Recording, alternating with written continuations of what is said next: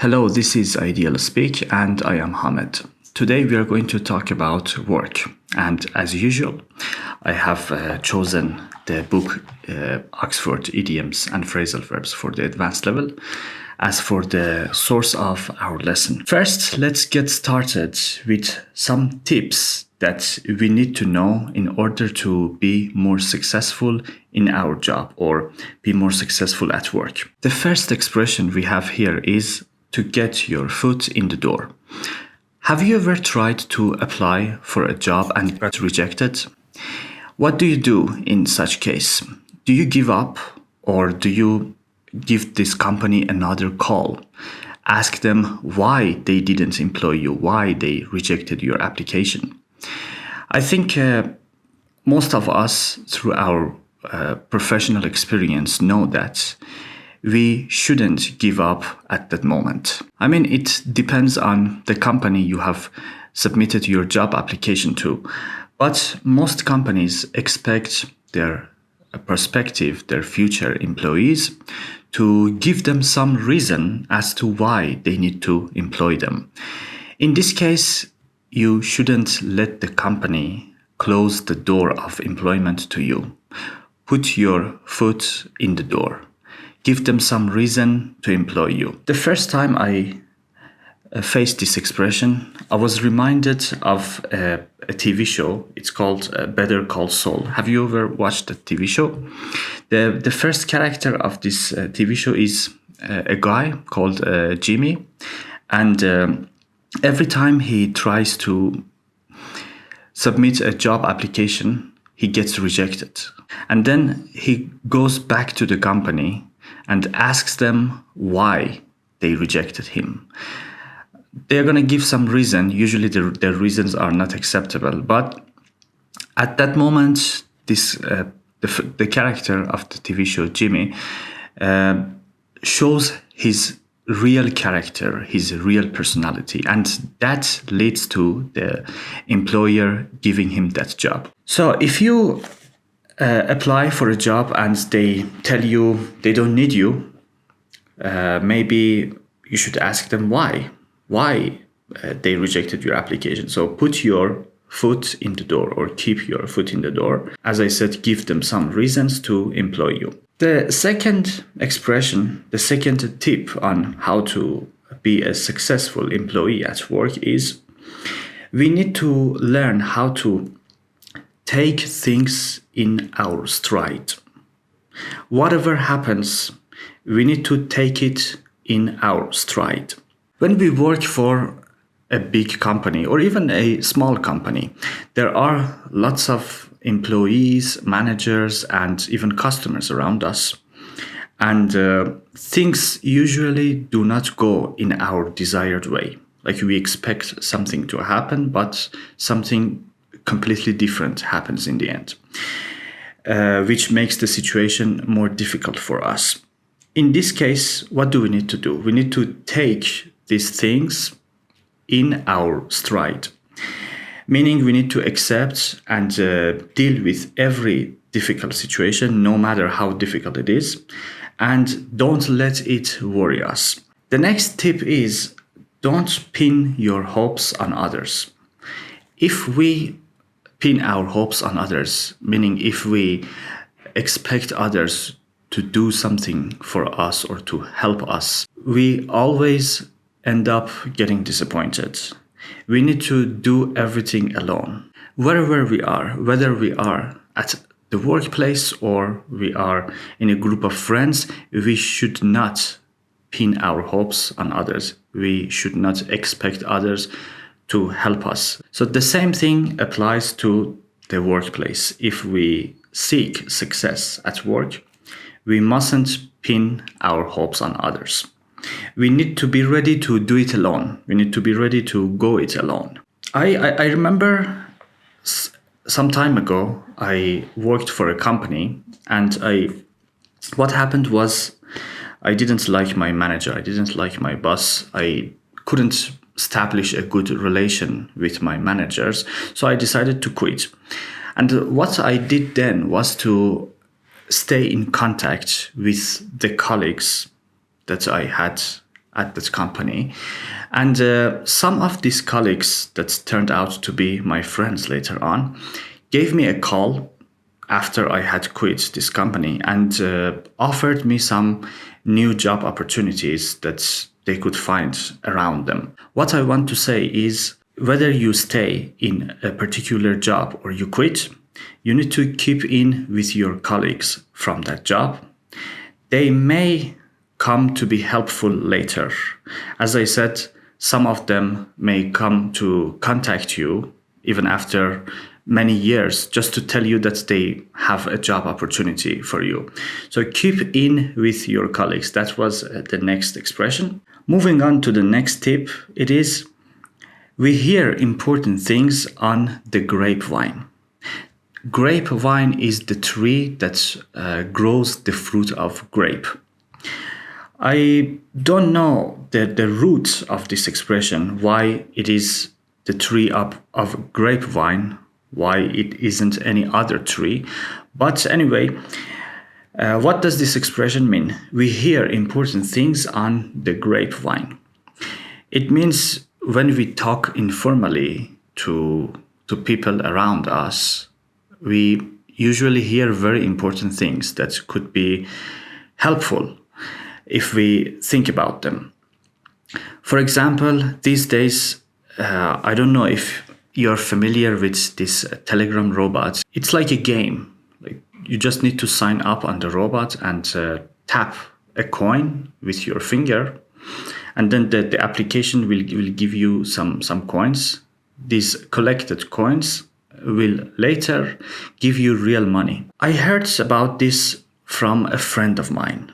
I was just talking to a friend and he told me that there was such a robot on Telegram that could give me real money in the future. I heard about this on the grapevine. I heard about it when I was talking informally to a friend of mine.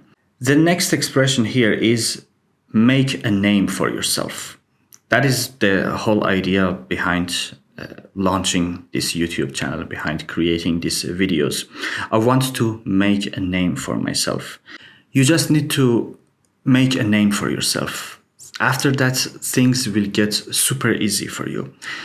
People will come to you asking you to do things for them. They just need to know you. So making a name for yourself in whatever business you do is, I think, the most important tip here. And we need to keep our feet on the ground, meaning we should have a realistic attitude towards business, towards every business, actually.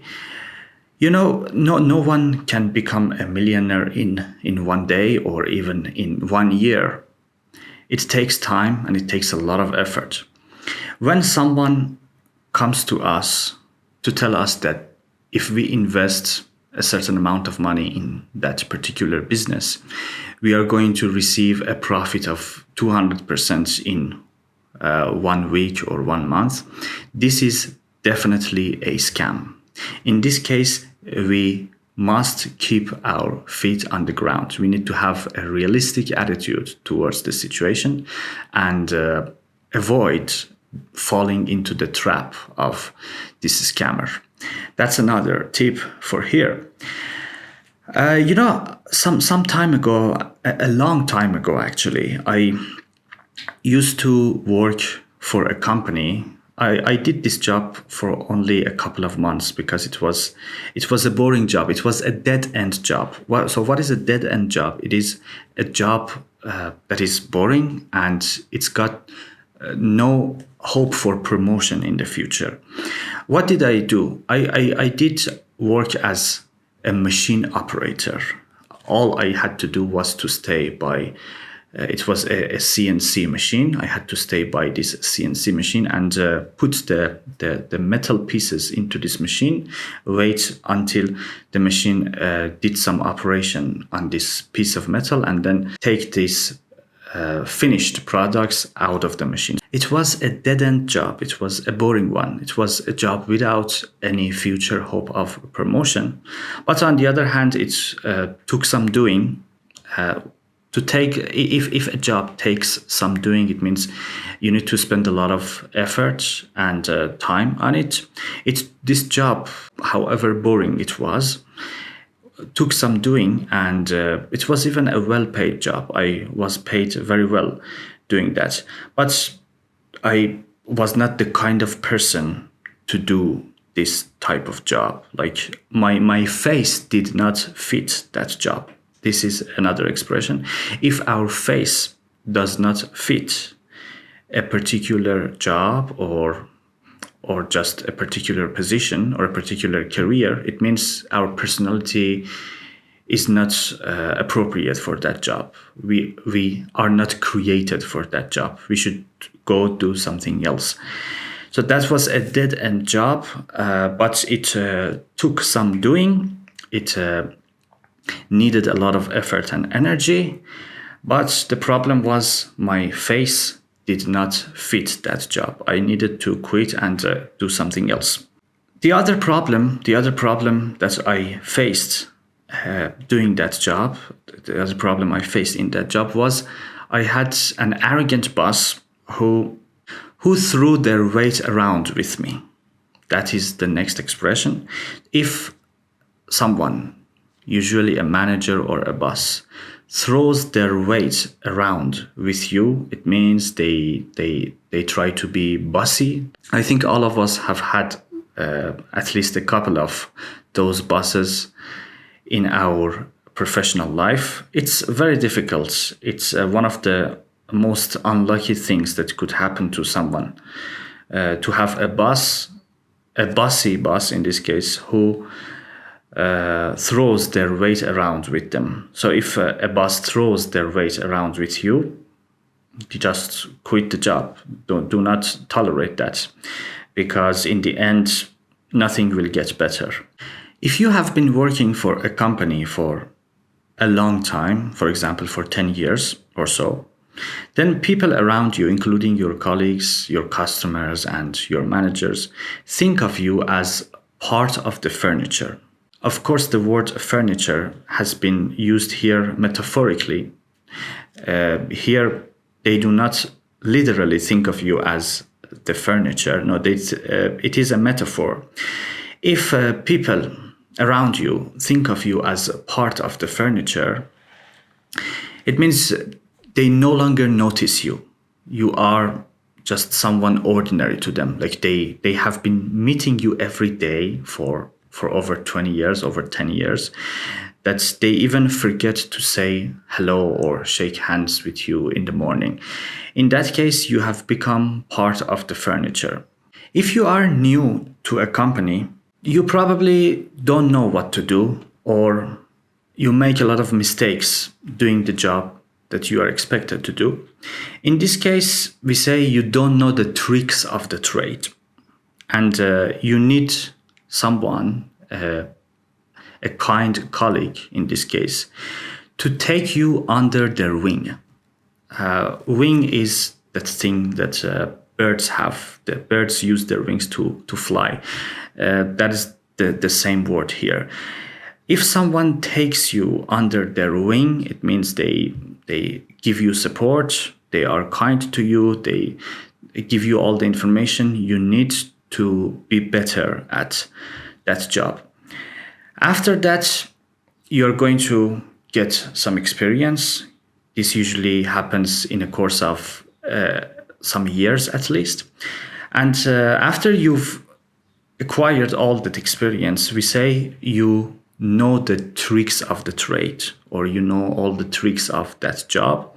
And if a new employee comes to the company, you can even teach that new employee, because you have the necessary knowledge for that. In this case, your boss might ask you to pass your experience and knowledge on to the new employee that has recently come to the company.